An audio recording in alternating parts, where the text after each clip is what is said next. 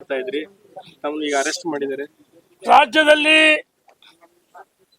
ಬಿಟ್ಟಿ ಭರವಸೆಗಳು ಸುಳ್ಳು ಹೇಳಿ ಜನರಿಗೆ ಮಕ್ಕಳ ಟೋಪಿ ಅಧಿಕಾರಕ್ಕೆ ಬಂದಂತ ಕಾಂಗ್ರೆಸ್ ಸರ್ಕಾರ 3.25 ವರ್ಷ ಆಯ್ತು, 3.5 ವರ್ಷ ಆಗ್ತಾ ಬಂತು. ಇನ್ನ ಕೇವಲ ಸರ್ಕಾರ ಅವಧಿ ಇನ್ನು 1 ವರ್ಷ ಮಾತ್ರ ಬಾಕಿ ಇದೆ. ಕೊನೆ 6 ತಿಂಗಳು ಆಟಕ್ಕುಂಟು ಲೆಕ್ಕಕ್ಕಿಲ್ಲ. ರಾಜ್ಯದ ಜನರಿಗೆ ನಾಡಿ ಮಿಡಿತ ಚೆನ್ನಾಗಿ ಗೊತ್ತು. ಮುಂಬರುವ ದಿನಗಳಲ್ಲಿ ಕಾಂಗ್ರೆಸ್ ಧೂಳಿಪಟ ಆಗುತ್ತೆ. ರಾಜ್ಯದಲ್ಲಿ ಭಾರತೀಯ ಜನತಾ ಪಾರ್ಟಿ ವಿಜೇಂದ್ರ ಅವರ ಸಾರಥ್ಯದಲ್ಲಿ ಸೂರ್ಯಚಂದ್ರ ಸತ್ಯನು ಅಧಿಕಾರಕ್ಕೆ ಬಂದೇ ಬರುತ್ತೆ. IAS ಅಧಿಕಾರಿಗಳಿಗೆ ಗೊತ್ತು, IAS ಲಾಬಿ ಗೊತ್ತು. ಅಧಿಕಾರಕ್ಕೆ ಬಂದು 3.25 ವರ್ಷ ಆಗ್ತಾ ಬಂತು. ಈ ನಾಡಿನ ಅನ್ನದಾತರ ಅಳನನ್ನು ಕೇಳ್ತಕ್ಕಂಥ ಸರ್ಕಾರಕ್ಕೆ, ಮುಖ್ಯಮಂತ್ರಿಗಳಿಗೆ, ಉಪಮುಖ್ಯಮಂತ್ರಿಗಳಿಗೆ ಸಮಯ ಇಲ್ಲ. ಇವರು ಸಮಯ ದಿಲ್ಲಿ ರಾಹುಲ್ ಗಾಂಧಿ ಒಬ್ಬ ಬಚ್ಚ, ಅವನಿಗಿನ್ನೂ ನೆತ್ತಿನೇ ಕೂಡಿಲ್ಲ, ಅಪ್ರಬುದ್ಧ ರಾಜಕಾರಣಿ.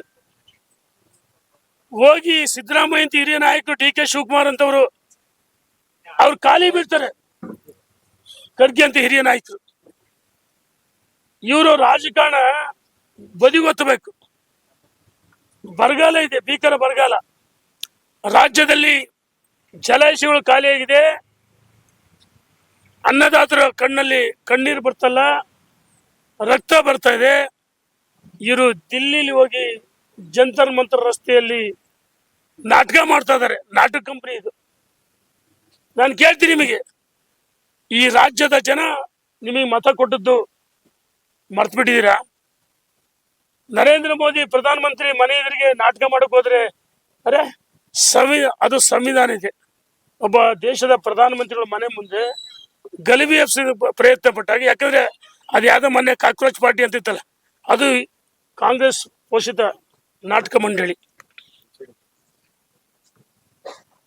ಅವ್ರ ಪರವಾಗಿ ಹೋಗಿ ನಿನ್ನೆ ಇವರು ನಾಟಕ ಮಾಡಿ ಬಂಧನ ಬಿಡುಗಡೆ ಆಗಿದೆ. ಸಚಿವ ಸಂಪುಟ ಮಾಡಕ್ಕೆ ಪ್ರತಿ ದಿವಸ ಸರ್ಕಸ್ ಮಾಡ್ತಾ ಇದ್ದಾರೆ. ಕೃಷಿ ಸಚಿವರಿಲ್ಲ, ತೋಟಗಾರಿಕೆ ಸಚಿವರಿಲ್ಲ. ಈ ರೈತನ ಸಂಕಷ್ಟದಲ್ಲಿ ಮುಖ್ಯಮಂತ್ರಿಗಳು, ಸಚಿವ ಸಂಪುಟ ಸದಸ್ಯರು, ಶಾಸಕರುಗಳು ರಾಜ್ಯದ ಉದ್ದಗಲಕ್ಕೆ ಪ್ರವಾಸ ಮಾಡಿ, ಭೀಕರ ಬರಗಾಲ ಇದೆ. ಇವರು ಕೇಂದ್ರ ಸರ್ಕಾರ ಕಡೆ ಬೆರಳು ಮಾಡಿ ತೋರಿಸ್ತಾರೆ. ಯಡಿಯೂರಪ್ಪನ ಮುಖ್ಯಮಂತ್ರಿ ಅತಿವೃಷ್ಟಿ ಅನಾವೃಷ್ಟಿಯಲ್ಲಿ ರಾಜ್ಯ ಸರ್ಕಾರದ ಬೊಕ್ಕಸ ಹಣವನ್ನು ಬಿಡುಗಡೆ ಮಾಡ್ತಾರೆ.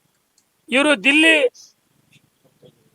ಪ್ರಧಾನಮಂತ್ರಿ, ಕೇಂದ್ರ ಸರ್ಕಾರ, NDA ಸರ್ಕಾರ, ಭಾರತೀಯ ಜನತಾ ಪಾರ್ಟಿ ಸರ್ಕಾರ ಕಡೆ ಕೈ ತೋರಿಸ್ತಾರೆ. ಆದ್ರೆ ಇವರು ಸನ್ಮಾನ್ಯ ಮುಖ್ಯಮಂತ್ರಿಗಳು, ಉಪಮುಖ್ಯಮಂತ್ರಿಗಳು ಪ್ರತಿಪಕ್ಷ ನಾಯಕರ ಜೊತೆ ಚರ್ಚೆ ಮಾಡಿ ನೀವೇ ಒಯ್ಬೇಕಾಯ್ತು. ಅದರ ಬದಲಾಗಿ ನೀವೇ ಹೋಗಿ ನರೇಂದ್ರ ಮೋದಿ ಅವರಿಗೆ, ಕೇಂದ್ರ ಸರ್ಕಾರಕ್ಕೆ ಮನವರಿಕೆ ಮಾಡಿಕೊಡ್ಬೇಕಾಯ್ತು.